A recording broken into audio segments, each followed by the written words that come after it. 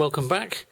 As you can see, I've been exceptionally lucky and been able to buy a model of my all-time favourite train, the Intercity 125, in its original livery. This is the Hornby version from a couple of years ago, which is their current version. It's now made in lots of different liveries, but this is the original and to my mind still the best. Since it is my ultimate locomotive, I'm going to do something a bit different with this video and give you some background history of the loco. In the late 60s and early 70s, British Rail were developing a replacement for the express diesels such as the Deltic, and this was going to be the Advanced Passenger Train, the APT. As a stopgap measure, they also began work on the high-speed train. Ultimately, the tilted APT would come to nothing, and the HST would then become the backbone of the British Rail network for over 30 years, with most HSTs still actually running today, which is not bad as a stopgap. In total, 197 units were built, all at Crewe, and the Mark III coaches were made at Derby. It has to be said, the HST is a railway legend. It's the fastest diesel-electric train in the world, with a speed record of 147 miles per hour, and the normal everyday speed of 125 miles an hour in scheduled runs. It was acknowledged as a design icon for its shape and original livery. At a time when all the British Rail stock was plain blue with yellow ends and all rectangular box shapes, the HST looks like a rocket. British Rail commissioned renowned industrial designer Kenneth Grange to design the interior and the livery, but with the help of aerodynamic engineers came up with the shape as well. The locomotive at each end of the set of carriages, the sets were considered to be diesel multiple units and numbered as such, being class 253 in the Western region, with the expectation that the sets would actually stay together. However, due to servicing and maintenance, it soon became apparent that having different numbers on each end was confusing, so this idea was dropped, and each loco was then individually numbered as class 43.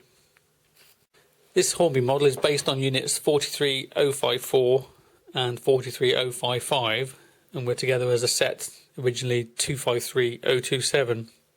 Over the years, the driving units have remained as a pair, and undergone several livery changes, currently operated by East Midlands Trains. So here's the Hornby Intercity 125 in the box, and we've got the usual slide off cover. Note on the front that it's minimum radius 438mm, which is second radius curves.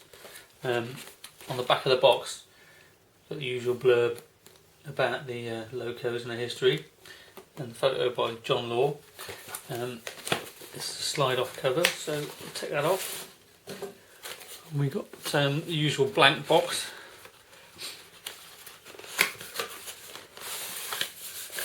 Inside we have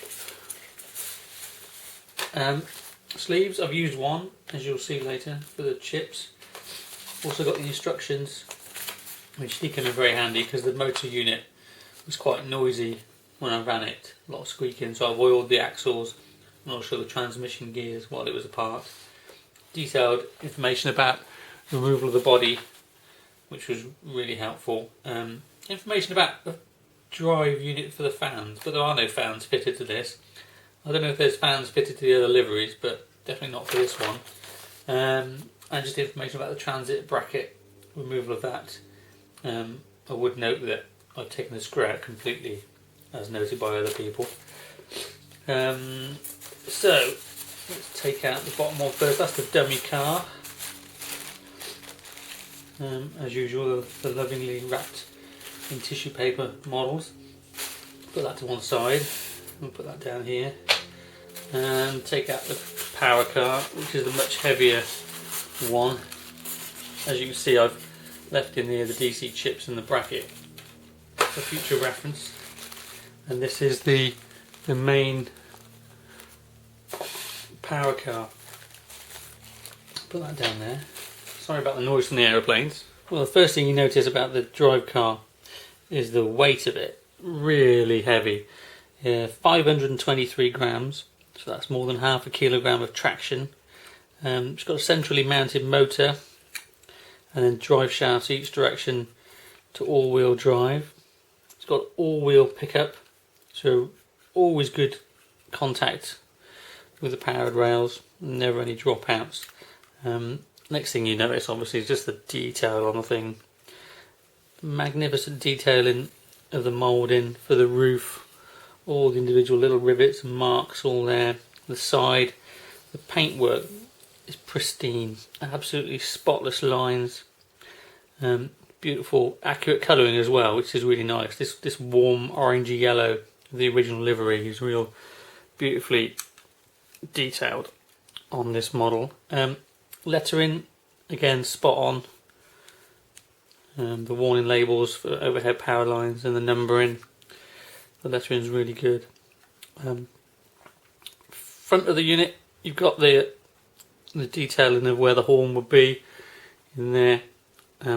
Lights, directional lights, 3 white lights for the front, 2 for the red for the back, and also a cab light which comes on with the forward lights. Unfortunately you can't independently control that because of the way it's been wired up, although there is a modification that's online that you can find to do that. Beautiful little feature, opening doors on all 4 doors. We've got metal handrails, the front and the back. Underneath the detailing of the pipe work, electrical systems, the bogies, everything's absolutely spot on. It's just so detailed, and I'm really pleased about that because this is just as my favourite locomotive. It just had to be there. It's the original loco, the Class 43 in an original livery, is a beautiful piece of magnificent engineering, and this model is just brings that down to scale. It too is beautiful and a marvellous piece of engineering.